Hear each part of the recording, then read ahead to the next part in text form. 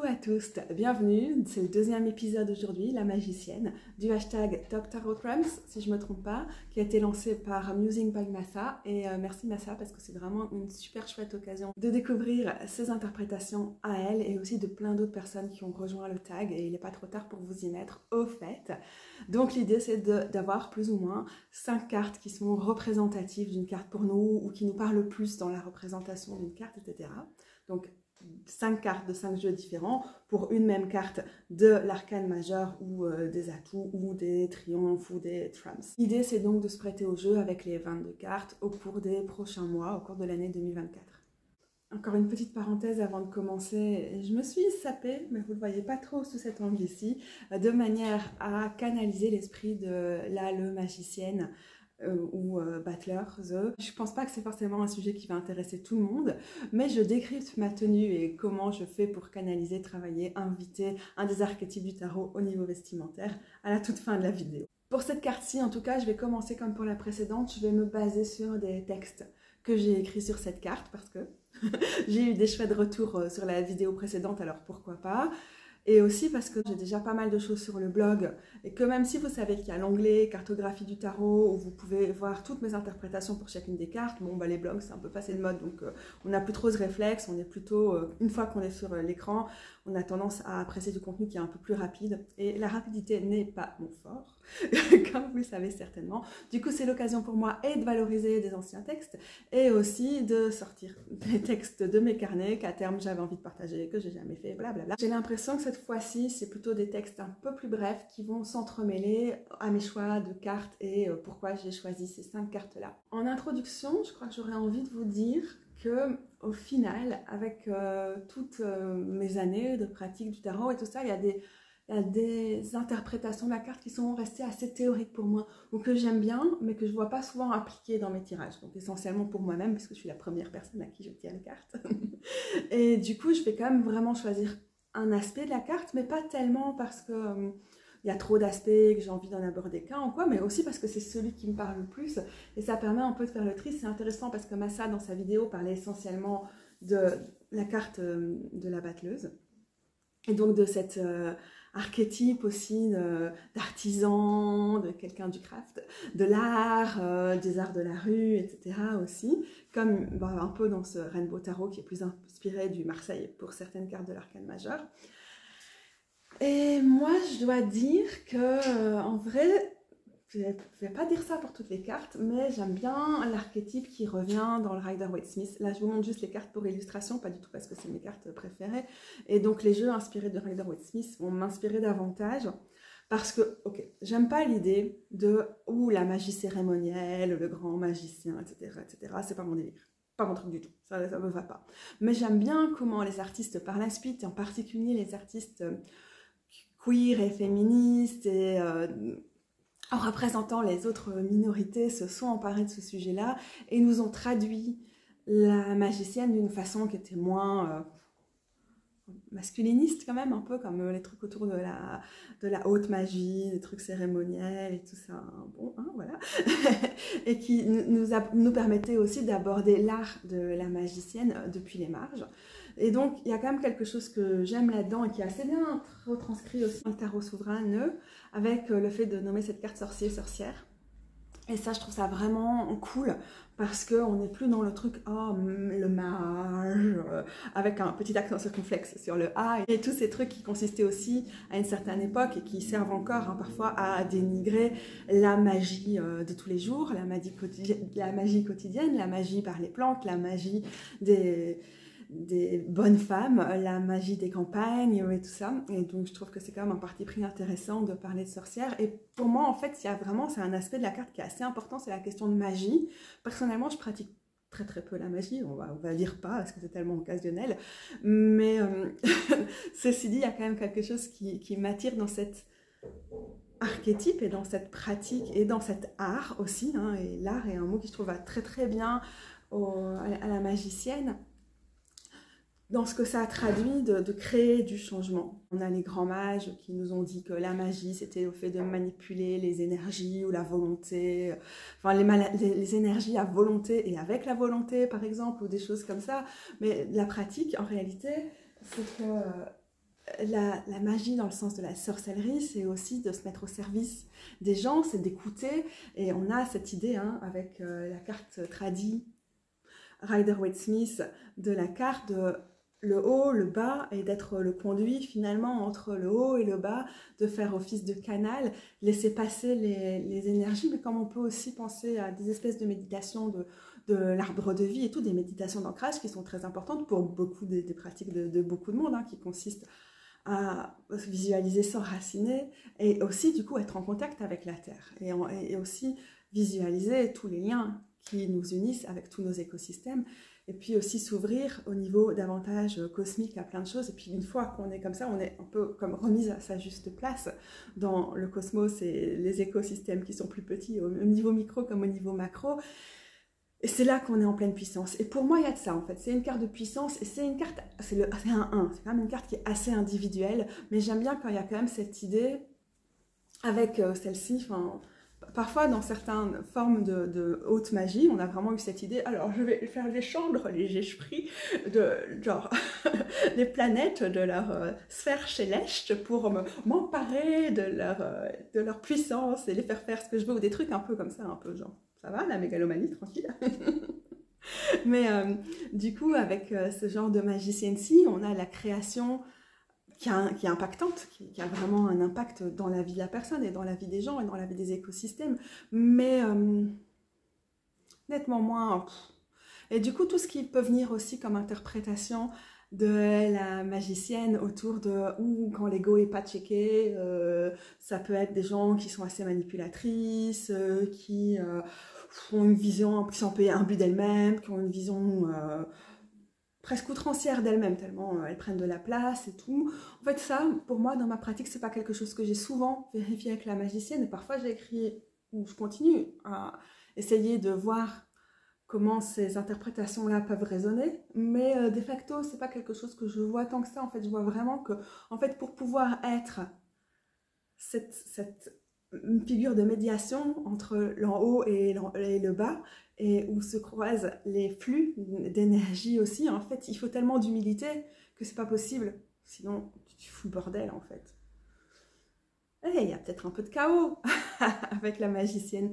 Mais, en fait, comme il y a tellement de focus, c'est quelqu'un qui est focalisé sur sa tâche, c'est quelqu'un qui lance quelque chose et tout, en fait, on peut pas trop se permettre, je pense, pour que ça fonctionne, d'avoir cet ego-là. Peut-être que sur certains aspects, un petit peu comme si c'était la carte renversée, je lis pas trop les cartes à l'envers, mais donc certains aspects dans les multiples facettes de la carte où c'est pas tellement sous contrôle, ça peut arriver, mais pour moi, c'est pas trop le cas que cette carte est là en mode ouais, elle est plus là en mode si jamais je dois être au croisement de tant d'énergie et les rediffuser et tout, alors forcément, il y a une part de service là-dedans. Ce que je trouve est très bien rendu dans le tarot ultraviolette, où on a une personne, alors on a comme on aurait sur des cartes plus traditionnelles, style Waite-Smith ou style Marseille, les éléments sur la carte, et comme dans le Waite-Smith, du coup, les éléments qui représentent les suites du tarot ici, qui sont sur sa nappe. En même temps, déjà, si tu travailles pour toi-même, tu n'as pas forcément besoin de mettre une nappe sur ta table. Si tu es en train de mixer des herbes dans ton mortier, tu n'en as pas besoin. Donc si cette nappe elle est là, c'est aussi que tu es là, pas juste pour toi, mais qu'il y a d'autres choses. Ça peut être une façon d'être à l'écoute des plantes, de leur montrer le respect que tu as, de les honorer et tout. Ça peut aussi être une façon d'inviter les personnes, que tu ne crées pas tes potions juste pour toi et tout. Ça me fait super fort penser à un peu la tendance cottage witch, cozy witch et tout. On a l'impression qu'on a un super fort, un truc un peu fascisant, retour au foyer, être dans son environnement cosy parce que le monde est tellement dur, ok d'accord, mais en même temps, du coup, ça va à l'encontre, à mon avis, de certains archétypes de sorcières qui sont mis en avant. Archétype et pratique, j'ai envie de dissocier, mais je pense que l'archétype permet d'englober quand même pas mal de choses dans la figure de la sorcière. On n'adhère jamais à tout dans tout ça, mais c'est quand même assez intéressant de voir ce genre de choses. Et toutes ces pratiques-là, en réalité, elles ont pas vocation à juste nous servir de self-care et de s'isoler parce que le monde est trop cruel et que bon, ce serait tellement plus facile de l'ignorer. La magicienne nous parle aussi du coup d'un équilibre parce que forcément elle est là en derrière, on a l'impression qu'on a quoi, peut-être c'est l'aloe vera, on va dire ça comme ça. On a là de la lavande et j'ai envie de dire du thym, je ne sais pas pourquoi. Oui, parce que la gorge, le thym, et je trouve que dans la magicienne, on va voir plus tard, il y a quelque chose de très mercurien, de faire porter sa voix. Et d'ailleurs, je le vois aussi bien dans les couleurs vertes qui sont présentes ici. Cette symbolique-là aussi, j'aime bien qu'on ait les codes couleurs qui ne sont pas du tout traditionnels ici. Le mauve qui peut faire penser aussi à l'intuition, qui est vraiment intéressante. Est-ce que je me suis complètement perdue dans ma phrase? Yes, absolument. Je voulais dire que ça, c'est pas du tout pour évacuer la question du self-care comme acte de résistance ou comme nécessité pour survivre à un monde capitaliste et productiviste et qui nous en impose tellement sur nos corps. Je suis une grande partisane du self-care en réalité, mais je pense que le danger, ce serait de voir ça comme quelque chose qui est extrêmement centré uniquement sur soi-même, alors que les traditions de toutes les images de la sorcière, que ce soit féministe, et voilà, elles nous appellent aussi à être dans le collectif, ce qui est une question difficile pour la magicienne. C'est vrai, c'est une carte numéro 1. Comment, et donc c'est comment on se pense aussi dans le collectif, je crois qu'il est aussi important que cette carte-ci. Ok. C'est déjà dans tous les sens. Parfois, je trouve qu'il y a un peu de filousserie dans certaines interprétations de la magicienne, et c'est pas ce que j'ai choisi de mettre en avant ici.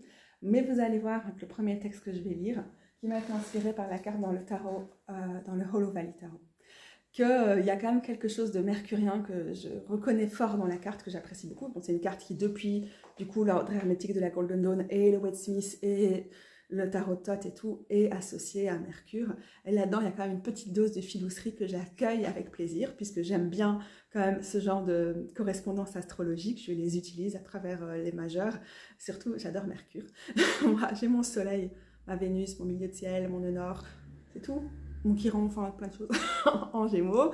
Et je suis ascendant Vierge, donc j'ai les deux aspects de Mercure qui sont fort présents dans mon thème. Mercure qui est la planète de la Vierge et Mercure qui est la planète des Gémeaux, donc la Vierge nocturne et Gémeaux diurne. Comme Mercure, c'est déjà la planète qui guide mon thème, déjà j'ai une identification facile à cette carte malgré tout, via cette association-là. Mais en plus, c'est ma carte de naissance d'après certains calculs numérologiques. Je ne suis pas toujours pour la numérologie, pour calculer genre notre propre carte de l'année et tout ça. Pour moi, ça fonctionne moyen. J'en ai parlé dans une vidéo récente et je mettrai le lien. Mais par contre, c'est vrai que là-dessus, sur le fait d'additionner les chiffres de mon jour, de mon mois et de mon année de naissance, j'arrive à 10. C'est la roue de fortune qui, réduite 1 plus 0, fait la magicienne. Et c'est vrai que l'association de ces deux cartes me donne quand même quelque chose... me donne matière à réfléchir et me donne aussi encore plus envie de nouer des liens malgré tout avec cette carte. Et comme du coup, présente dans mon thème en tant que la présence de Mercure dans mon thème, et présente aussi comme ma carte natale en numérologie, quoi, ça m'a donné aussi envie d'explorer peut-être, par un lien un peu logique mais très personnel, l'envie d'explorer davantage l'aspect mercurien de la carte. Et c'est ce dont il est question dans le texte que je vais vous lire, qui est sur mon blog. Ça s'appelle La magicienne, la mercurienne. Et ça, c'est vraiment un truc qui est important pour moi. Quand je tire la magicienne, il y a le côté création, il y a le côté Mercure, et il y a le côté j'adore écrire. Et dans l'idéal, quand j'ai toutes mes cuillères avec moi, je me vois quand même comme une poétesse, et à travers l'écrit, et à travers mes vidéos. Du coup, c'est peut-être vous allez aussi voir certaines choses qui me tiennent à cœur en tant que personne mercurienne à travers cette carte. Elle est l'écrivaine, la créatrice au service d'une cause, d'un appel. Peut-être que le message la dépasse. Elle s'évertue toutefois à le retranscrire. Donc ça, on est sur le fait d'être cette espèce de conduit, de canal qui prend les messages et qui les diffuse. Le message, elle en capte la nature aérienne, c'est le Mercure diurne des Gémeaux. Elle s'en saisit pour le contenir ou le façonner ou le traduire. Elle le fait exister dans la matière, et ça, c'est la terre du Mercure nocturne de la Vierge. Comme la déité Mercure, la magicienne est une psychopompe. Elle transgresse les limites entre les mondes, elle fait en sorte que ça circule. Que circulent les idées, les mots, la créativité, la spiritualité. C'est une exploratrice et accompagnatrice, et ce, des profondeurs aux galaxies. Elle booste la confiance sur ses routes, elle encourage le hors-piste. Tout comme Mercure, elle connaît toutes les astuces. Elle manie le mensonge, elle pirate les mots de passe, elle emprunte des chemins de traverse, elle se faufile pour échapper au piège. comme Mercure, elle peut recourir à la ruse. Mais ses intentions sont pourtant nobles, transformer, alchimiser même. Tous les outils sont à sa portée, même si ce sont des instruments de fortune. Les fameux outils sur la table de la magicienne. C'est un artisan et un conteur, tantôt prestidigitatrice et fabulatrice, tantôt architecte et chercheur de pointe, transformer et créer. Parfois, il est pragmatique. Souvent, elle est rêveuse et ambitieuse. Elle peut se montrer éminemment spirituelle, désireuse de canaliser les messages de l'invisible pour les rendre intelligibles aux humaines. Elle peut se révéler terre à terre, brandissant une solution à tous les problèmes. La magicienne est mercurienne et donc elle est polyglotte. Ses langues sont multiples, ses co-créations sont nombreuses. Rien n'est trop complexe pour la magicienne. Tout est langage, tout est matière, rien n'est binaire, tout se transforme. Son défi, c'est quoi? Eh ben, ce serait d'exprimer concrètement, avec les instruments qu'elle maîtrise ou qu'elle apprend à maîtriser, la complexité de l'univers tel qu'elle en fait l'expérience. Même si ce n'est qu'un tout petit bout d'univers, sa mission compte pour elle. C'est sa priorité et elle s'y attelle. Elle est puissante, géniale et brillante. Et je crois que c'est la fin. Yes. Donc la puissance, ça c'est vraiment un truc que j'ai envie de retenir quand même. On se sent tellement souvent désarmé, sans puissance, sans recours, dépassé, que vraiment se rappeler avant tout que c'est une carte de puissance, c'est une carte qui nous permet aussi de se sentir légitime, de se sentir... on prend de l'espace, on crée son cercle autour de soi, à la fois protecteur et à la fois plein d'ampleur, et qui nous permet de prendre de l'ampleur. C'est quand même vraiment un message qu'elle a qui est très important, qui nous aide aussi à rester des actrices, des agentes.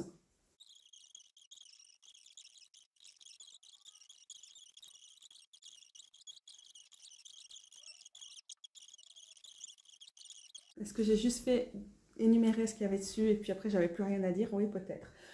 Mais ça va être long comme vidéo. Est-ce que vraiment je vais m'attacher à toutes les choses? Non, bah, je veux juste dire qu'elle m'a beaucoup inspirée, qu'avec elle j'ai eu envie d'écrire aussi sur la magicienne, et c'est déjà aussi quelque chose que je trouve vraiment présent dans cette carte-là. C'est une carte qui souvent m'encourage à me dire ok, on y va, on crée d'une façon ou d'une autre. Et du coup, elle me donne aussi confiance en mes capacités de ce côté-là. J'aime bien aussi la carte dans le Gentle Tarot. Je dois préciser que pour faire cet exercice, pour l'instant, pour mes 5 cartes préférées pour chacune des lames des atouts, je ne vais pas prendre tous mes tarots et me dire « Oh, c'est laquelle ma préférée ?» J'essaie d'agir d'une façon le plus intuitive possible. Ça revient à me dire c'est lesquelles qui me viennent en tête d'abord. Et je pense que c'est peut-être même la première qui m'est venue en tête.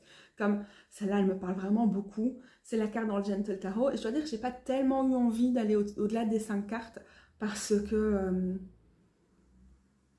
je ne suis pas certaine, en fait, qu'il y a beaucoup de représentations de la magicienne qui me conviennent. Et je n'ai presque pas besoin de visuel pour imaginer cette carte ou la ressentir, en fait. Oui, c'est ça, c'est une carte que je vais sentir. Elle est tellement énergétique, finalement. Mais bon, c'est quand même celle-ci qui m'est venue en tête d'abord. J'adore le fait que le personnage est nu et elle est en toute puissance, là. Et il y a là une flamme en dessous d'elle, mais qui est une flamme carrément bleue. Donc on a l'impression aussi de quelque chose d'assez surnaturel qui se produit là dans la combustion. Je trouve que les bâtons là sur le sol, déjà ça peut nous faire penser aux bâtons, hein, si on pense en termes d'éléments et tout ça. Quel pourrait être le corps, la matière, les pentacles. On aurait le feu ici, là on aurait les bâtons, et puis ici on aurait l'eau. Mais ça me fait aussi penser au fait qu'elle aurait un cercle magique autour d'elle, cette personne. Et puis... et elle est comme ça, comme si elle recevait quelque chose de fort, elle recevait un message, elle s'en imprégnait, elle se chargeait elle-même. En fait, on dirait qu'elle est en charge, mais qu'elle est tellement dans une posture de puissance que c'est pour mieux rediffuser cette puissance-là, finalement. Et je trouve ça, ouais, super énergique. On a même des petites points de couleur comme ça, sur les doigts. La personne, elle est même... dans un effet qu'on ne voit pas trop sur le reste de ce jeu, mais sur fond noir, comme si on avait gratté comme ça. Je sais pas. La façon dont les couleurs s'entremêlent est assez touchante aussi. le bout de ses doigts qui est bleu, et aussi pareil pour les marques au sol. Donc on a la pluie qui tombe, donc on a vraiment ces messages célestes, mais avec à la fois ses pieds bien ancrés dans le sol. La personne a vraiment, encore une fois, de l'amplitude, je trouve ici, au niveau du cœur, pour recevoir, aller tourner vers ça. Et je sais pas, c'est vraiment une carte de puissance très chouette, et de puissance à l'état pur, une puissance brute comme ça, puisque la personne est là, elle n'a pas besoin de tous ces artifices, de tous ces outils qu'on voit sur plein de cartes de la magicienne. En fait, c'est ça aussi que je disais quand je disais pour moi c'est une carte qui est plus énergétique, qui est ressentie, qui me brûlerait aux mains quasiment, quoi. Et du coup, bah, ouais, je comprends pourquoi on symbolise les suites à travers les outils de la magicienne sur sa carte et tout, mais c'est quelque chose qui est tellement plus brut et fort que ça, et qui est plutôt d'être comme le sera la carte ensuite, hein, la prêtresse, à la croisée des mondes. Mais ici c'est d'être à la croisée des mondes, et d'être pas écouter les subtilités forcément, pas les murmures, mais c'est d'être là et de faire genre vas-y l'énergie, genre je sais pas, quelque chose d'un peu pétillant. Enfin, j'ai choisi la carte dans le Next sur le tarot. Je sais pas très bien sur quoi elle va plus faire la mise au point, si je vous montre la version de poche ou ma grande version. Ouais, comme il y a tellement de reflets là-dessus, c'est potentiellement plus celle-ci.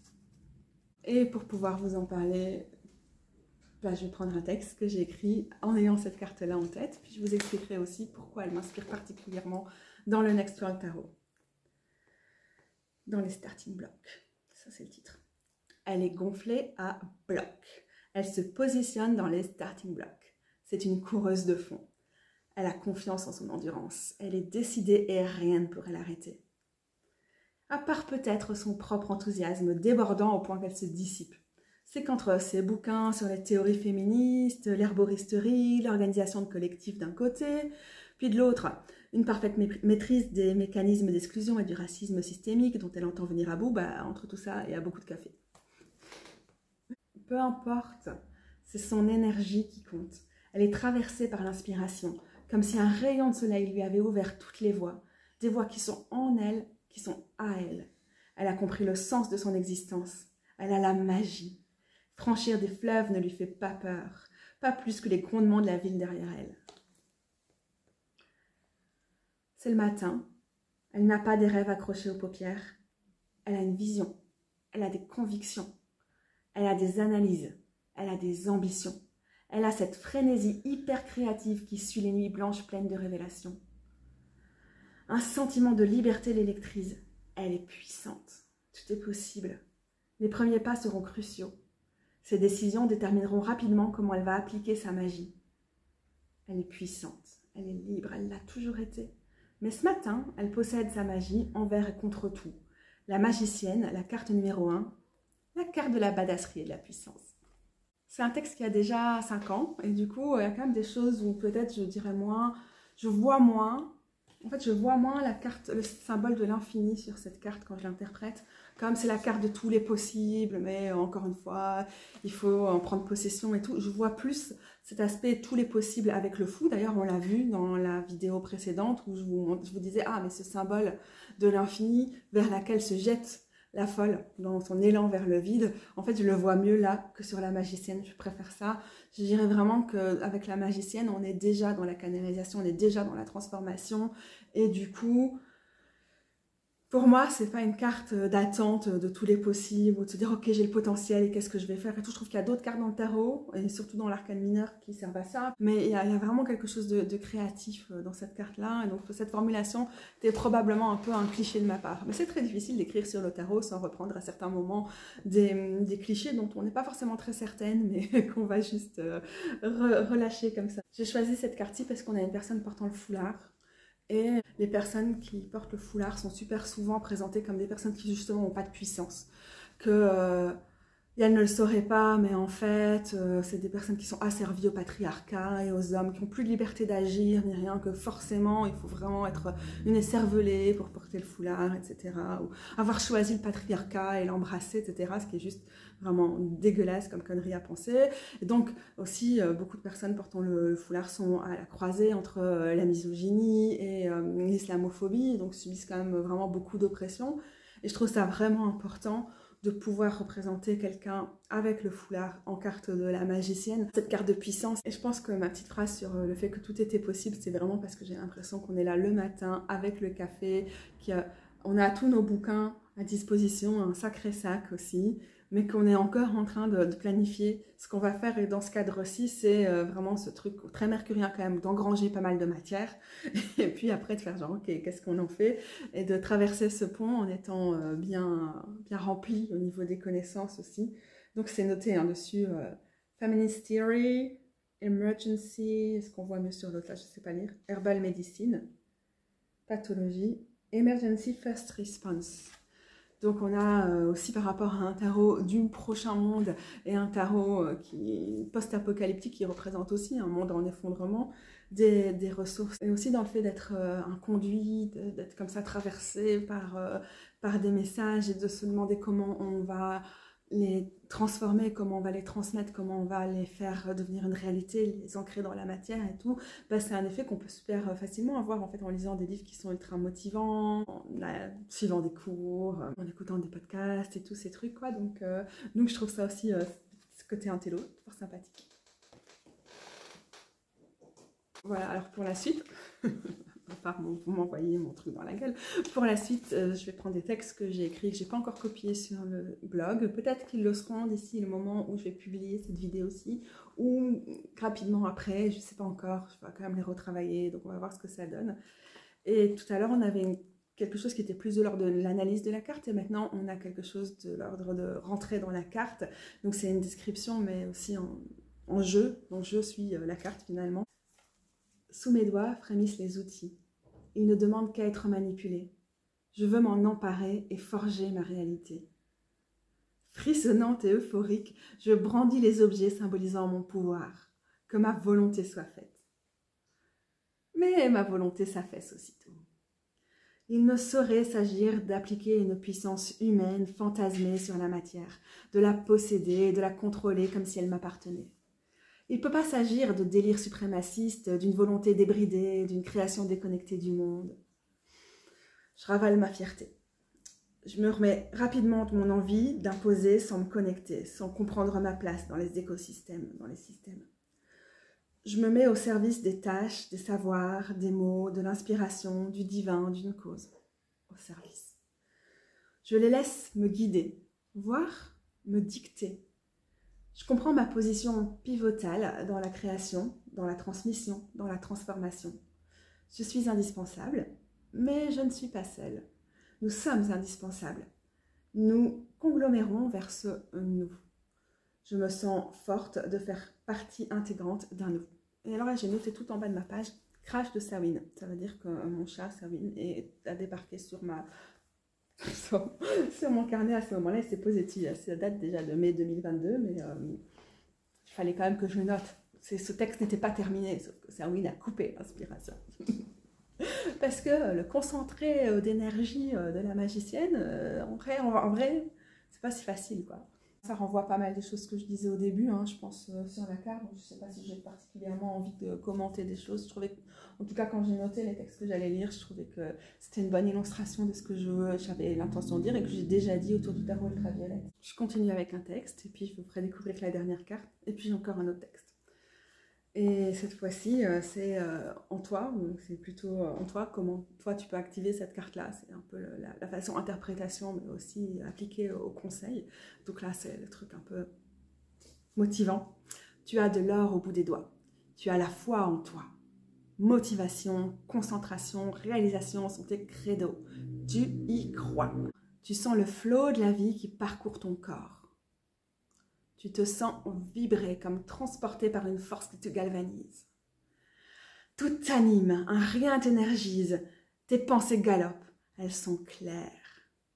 Elles s'imbriquent, elles se traduisent dans des mots s'alignant en toute fluidité.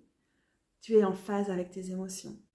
Levée au creux de ton ventre, elle se soulève puis s'apaise. Elle te traverse sans être source d'angoisse. Tout coule de source quand tu es dans cet état. Tu as conscience de ton corps. Ses capacités, ses limites, son rythme. C'est grâce à lui que tout se réalise. Tu es présent. Tu as répondu présent pour ce en quoi tu crois. Tu es là. Tu l'as. la magie au bout des doigts. Tu as la créativité et sa maîtrise. Tu es l'artisan de ton message au monde, l'artiste qui réalise et qui se réalise, l'activiste qui invite au changement. Go baby, go go. Celle-là, en vrai, je trouvais c'est un texte qui allait bien avec la magicienne du Gentle Tarot. Mais évidemment, comme j'ai une structure, il a fallu que je décrise les cartes avant de lire mes textes. Dernière carte et puis dernier texte, et comme il ne me reste pas tant de place que ça sur mon téléphone, je vais être obligée d'aller suffisamment vite et c'est pas plus mal pour vous. C'est la carte dans le Fifth Spirit Tarot, ça c'est la version indépendante, elle existe aussi en version mass market et en version mass market en français, elle s'appelle le Tarot inclusif. Et du coup la version indépendante est un peu moins nette au niveau de l'image. Les couleurs sont un peu moins saturées, donc c'est peut-être plus difficile de voir. On a une personne qui a l'air plutôt dans l'expérimentation, dans son laboratoire ou dans son herboristerie. C'est peut-être un point commun qu'on voit sur certaines des cartes. Et ben, ça me correspond pas mal, évidemment, en tant que personne très terrienne. Donc la personne est là, et elle a certainement ce qu'elle vient de créer, ou de mélanger, le processus alchimique est là entre les mains. On a les symboles de l'air et de la terre qui sont notés, qui sont inscrits sur sa chemise. Ça nous rappelle et les Gémeaux et la Vierge. Et alors du coup, le symbole de Mercure, le petit glyphe, est là sur son avant-bras. Ça va être difficile à voir, mais voilà. Entre les mains, le bâton et le symbole de l'infini qui semble aussi le charger. Et on a l'impression que la personne avec ce bâton va aussi, à la fois va offrir ce qu'elle vient de créer, ce qu'elle vient de mélanger, et à la fois qu'elle va aussi peut-être charger cette création. Donc on a tout le travail, un peu brouillon en dessous, et puis ce moment où voilà, on a travaillé tous ces trucs, et maintenant on lui donne de l'énergie, ou on le donne à l'univers, ou peut-être on sait un peu de les deux, quoi. On a pilon et mortier, comme dans d'autres. On a ici la petite vocal rempli de rose, c'est noté, R-O-S, et on voit le début d'un E. Donc on a le symbole de la rose qui revient, symbole qu'on retrouve aussi ici dans le Rider-Waite-Smith par exemple, la rose rouge, un symbole de la vitalité, de la passion, de cette vie qui prend. Bon, les symboliques, on le verra après dans la vidéo, là où je parle de ma tenue.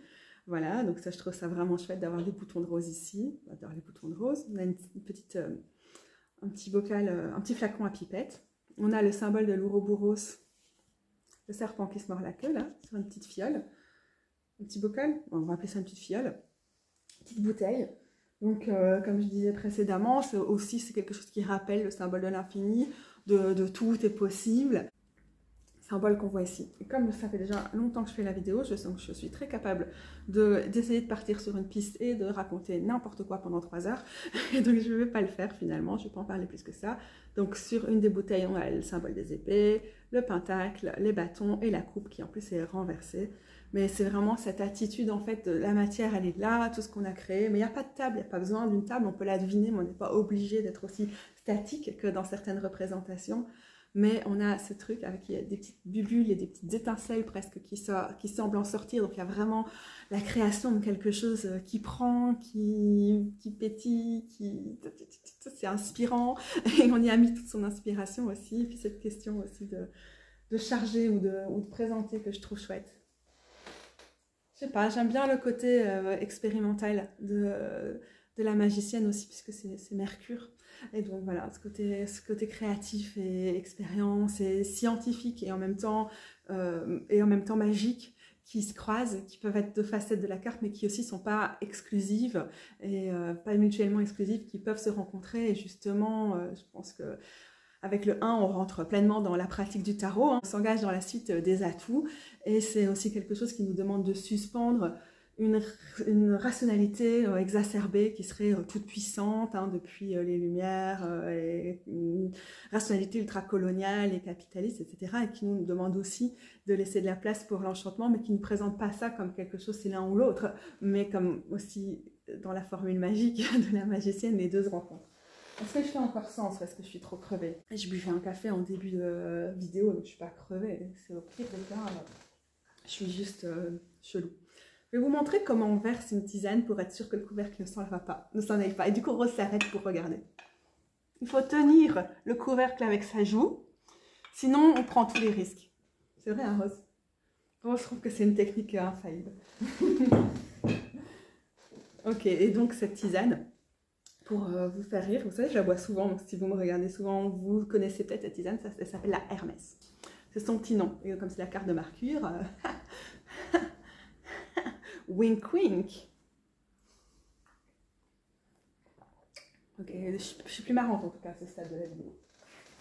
Dernier texte. On avait les textes en mode les conseils de la magicienne en tu qui étaient plutôt empouvoirants, et maintenant on a les moments où on n'arrive pas à se connecter comme ça à la pleine puissance de la magicienne, et elle nous montre ses facettes plutôt compliquées, qui nous mettent plutôt au défi, qui peuvent être inaccomplies, qui peuvent être en excès, et donc on va rencontrer tous ces aspects-là dans ce texte ici.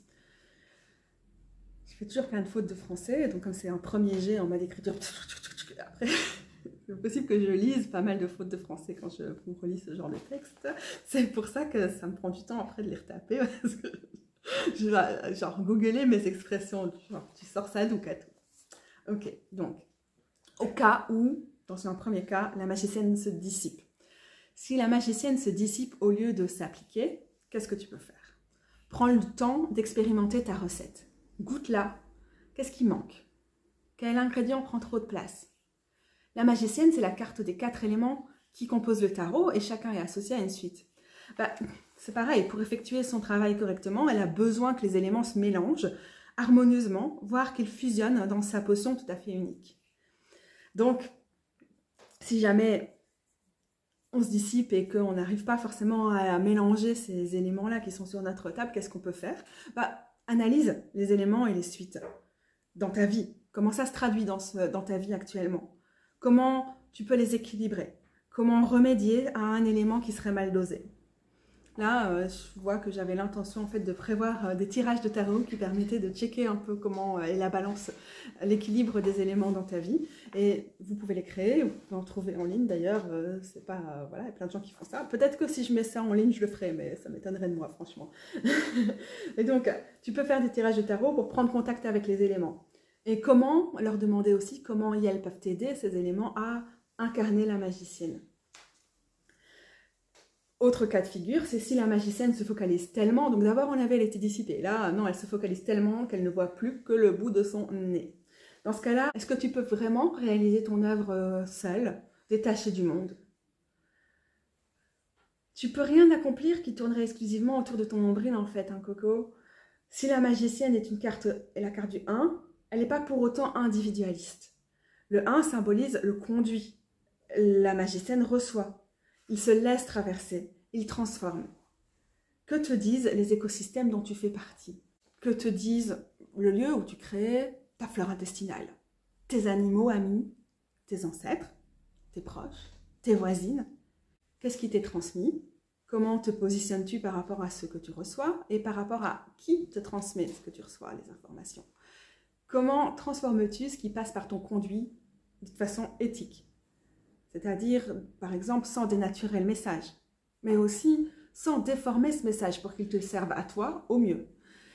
Ou enfin, sans abandonner ton libre arbitre si quelque chose dans les messages que tu reçois te heurte. Enfin, un autre cas de figure, c'est quand la magicienne n'a pas assez de place pour le doute. Et oui, la magicienne doit fréquemment faire place au doute pour ne pas s'emballer.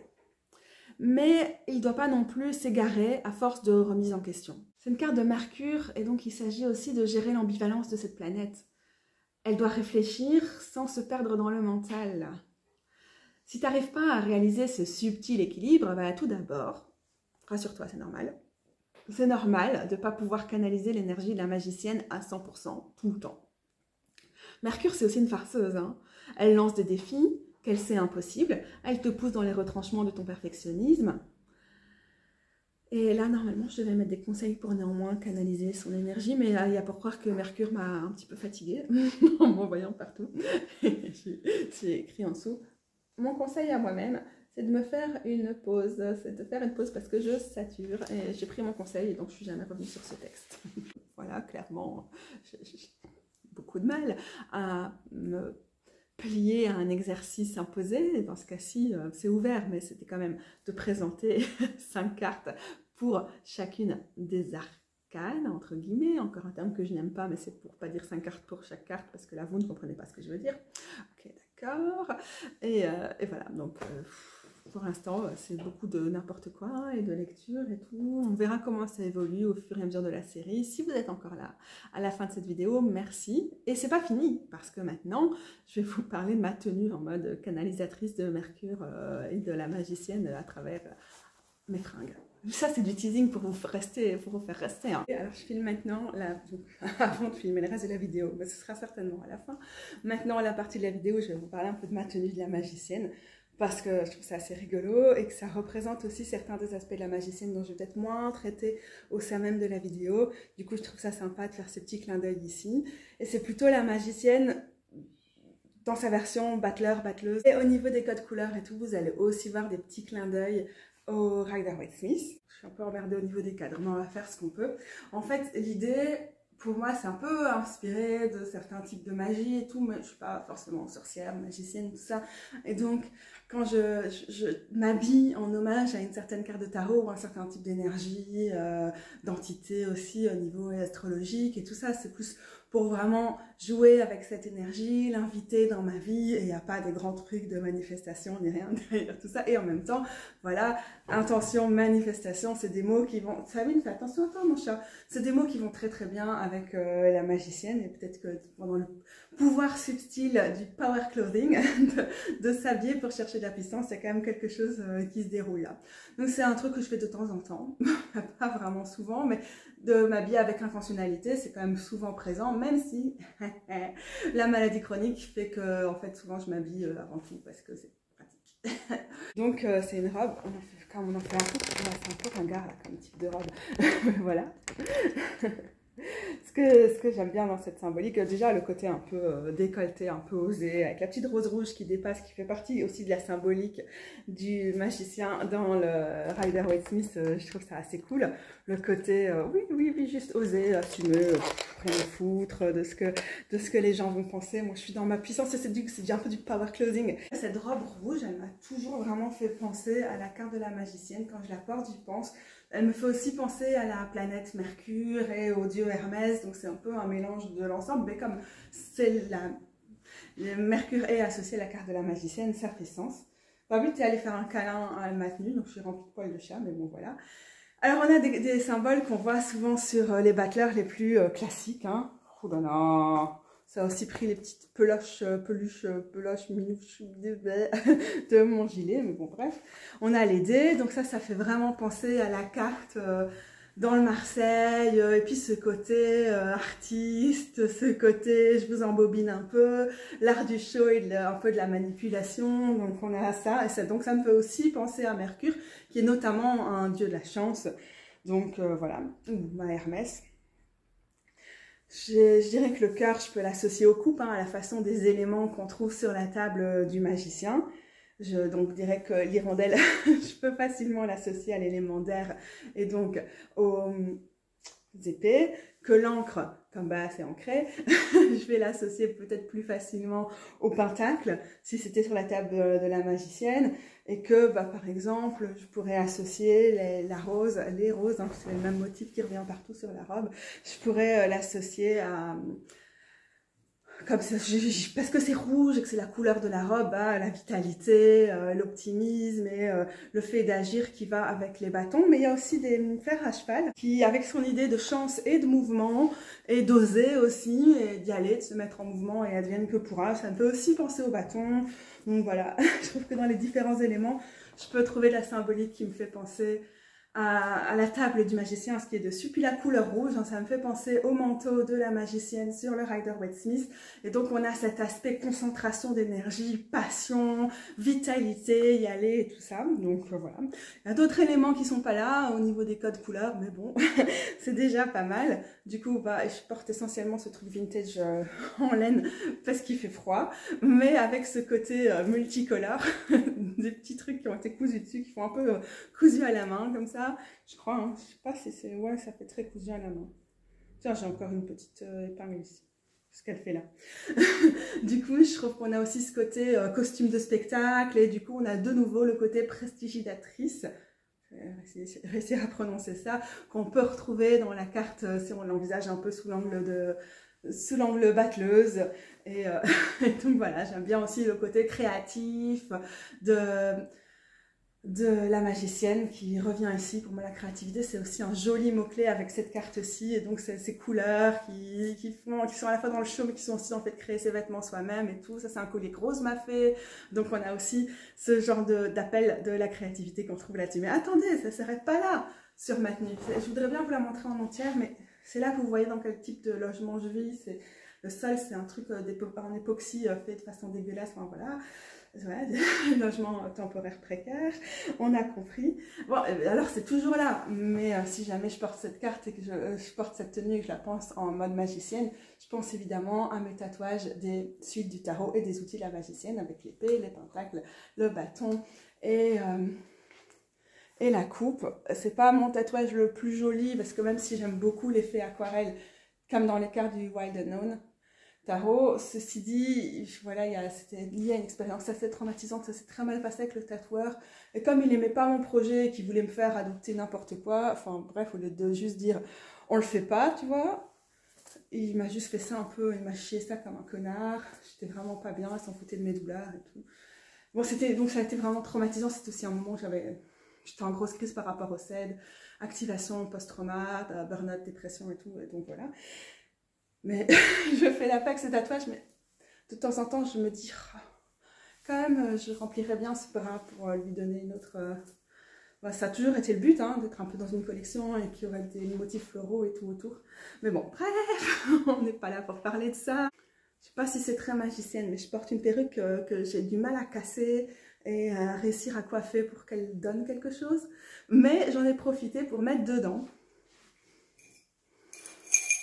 Ça, c'est des broches vintage que j'ai chopées au marché aux puces des Bastions à Tournai. Si vous voulez tout savoir, si vous êtes en Belgique, vous vous intéressez au chouette marché aux puces, il y a maintenant des années. C'était vraiment pas cher, elles étaient encore sur leur emballage, sur leur petit carton style, je sais pas, c'est entre la fin des années 50 et le début des années 70, j'ai un peu du mal à les dater.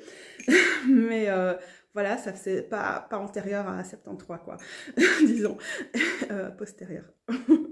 Et certainement pas antérieur à la fin des années 50.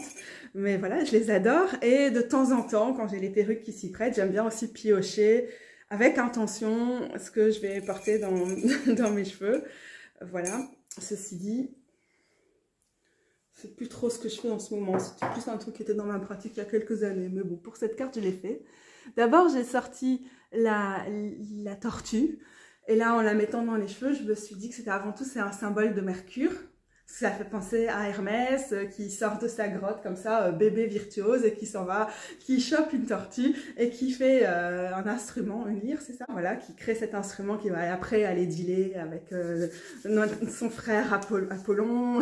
Ça nous rappelle le côté inventif de Mercure et du magicien, et le côté un peu roublard, genre ok j'ai créé ça, je te l'échange mais contre quoi, etc. etc. Le gamin pas plus haut que 3 pommes qui est déjà en train de dealer avec le dieu du soleil en mode on me la fait pas à moi. J'ai aussi choisi une coccinelle parce que ça me fait penser à la chance et que vu ce que j'avais déjà sur le reste de ma tenue, je me suis dit que c'était un aspect qui pouvait être sympa de ramener avec la magicienne, hein, comme si on était devant vraiment littéralement la magicienne qui nous fait son jeu avec ses dés, ses cartes et tout, et qu'on essaie de comprendre est-ce qu'on a de la chance contre elle, mais en fait en vrai, comme elle est un peu tricheuse parfois, la chance est toujours de son côté. Quelque chose comme ça. Enfin, je dois bricoler quoi pour faire rentrer ça dans mon thème. Ici, j'ai choisi un, je sais pas si ça se voit, un crayon, parce que Mercure, la communication, l'écriture, et pour moi, c'est aussi associé à la créativité, et donc forcément, si j'envisage Mercure sur 7 ans, je vais faire ça. Et là, je sais plus ce que j'ai mis. Ah, j'ai mis un super héros parce qu'il y a la puissance de la magicienne, de penser que tout est possible, et je trouve que canaliser la magicienne, c'est aussi canaliser notre super héroïne intérieure. Un petit cœur rouge pour symboliser la passion de la magicienne et le fait de se laisser guider aussi par ce qui l'anime, et cette capacité aussi, le rouge, à travailler l'énergie et à diriger les énergies. Ouais, je sais, j'ai l'air très magicienne quand je fais ma magicienne comme ça. Ok, je vous montre les broches que j'ai envisagées, et puis c'était quand même vraiment trop lourd pour ma tenue. Donc j'ai laissé mes broches à côté, mais je vous emmène pour vous montrer ça. Mine de rien, je dirais quand même que broche ou barrette, il faut choisir. Du coup, j'ai choisi les barrettes, mais j'en avais encore quelques-unes en stock. Et puis sinon, j'aurais quand même mis dans mon décolleté, enfin tout autour du décolleté, là sur la bande noire, j'aurais choisi de mettre certaines de mes broches. Alors j'ai une fameuse collection, mais parce que je collectionne les broches et autres trucs comme ça depuis des années. Moi je jette rien, je donne parfois bien sûr, mais voilà, c'est vraiment une collection vintage accumulée au fil des ans. Et alors déjà j'ai une partie à trier. Alors, je vous montre les petites barrettes là que j'avais sélectionnées pour symboliser Mercure. J'avais aussi hésité ici. Voilà, j'ai tout coincé en stockant ça dans mon décolleté pour les déplacer. La flèche, qui je trouve représente pas mal l'intention, et puis le mouvement vers le haut ou vers le bas, et la direction de l'énergie, le fait d'être un conduit entre les deux. Et ça symbolise aussi les bâtons, je trouve, sur la table de la magicienne. C'est ça de côté pour l'instant. Si j'avais dû mettre quelque chose, j'aurais mis ce petit nœud que une personne qui suit mes vidéos et mon Instagram m'a gentiment offert parce que ça fait la forme de l'infini et que c'est un symbole qu'on retrouve souvent sur la carte de la magicienne. J'aurais aussi choisi dans mes broches l'encre aussi parce que pentacle et que ça fait aussi un rappel avec ma robe, ok d'accord, petite encre vintage. J'adore ce chat qui est une espèce de chat pieuvre ou quelque chose du style, enfin moi je le vois comme ça. Et donc ce côté hybride et de ne pas savoir de quel animal il s'agit. Puis encore une fois on a la couleur rouge, ça nous aurait été très bien. Bon, j'ai pas mal de cartes qui m'auraient rappelé le symbole de la rose, mais je crois pas que j'aurais pris ça. J'aurais quand même pris la main, parce que justement, je vous parlais de... Déjà, je trouve ça un peu... J'adore la mettre au bord de mon décolleté, comme si elle allait creuser dans mes seins. Ça, c'est le bon goût selon Katou. Mais aussi, les mains et la création et le fait de faire, et d'être dans la création. D'ailleurs, on aurait aussi pu prendre quelque chose comme ça, qui va aussi à l'impératrice. Ça dépend un peu des gens, sur quoi on met la créativité, ou créativité versus création, entre le magicien et l'impératrice, mais je ne vais pas rentrer dans ce genre de détails ici, je pense. Et sinon, j'ai aussi ces petits pins de sorcière, que je m'étais dit pouvaient aussi symboliser le mouvement des mains de la magicienne. Mais bon, finalement, j'ai pas opté pour ça. Ah, j'avais une autre main, mais j'ai dû la ranger parce qu'elle perdait elle avait perdu toutes ses décorations. J'aime bien le côté industriel de l'abeille, c'est certainement quelque chose qu'on va plus associer par exemple à l'impératrice et tout, mais ça rappelle aussi, ça calme un peu la magicienne de se rappeler le collectif. Et le savoir avec la chouette d'Athéna, littéralement, c'est la chouette de Minerve qui vient d'un endroit, d'un lieu de culte à Minerve, parce que c'est le savoir et je trouve que Mercure partage aussi un positionnement par rapport au savoir avec Athéna. Vous voyez ça comme vous voulez, hein. Avec Minerve du coup. Ça c'était le deuxième stylo que j'avais donc pas dans les cheveux.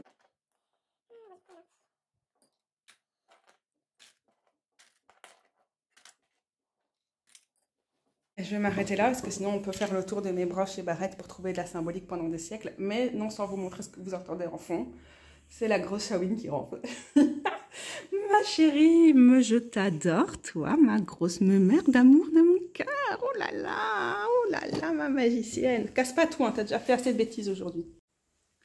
Et voilà, les gros bidous, c'est terminé. Cette longue vidéo est terminée. La prêtresse, ce sera plus court, potentiellement, sûrement. On verra. Et il y a 22 cartes à faire, je vais peut-être pas faire 1 heure à chaque fois. Probablement pas. Probablement en fait. À bientôt les gros bidous, merci d'être là.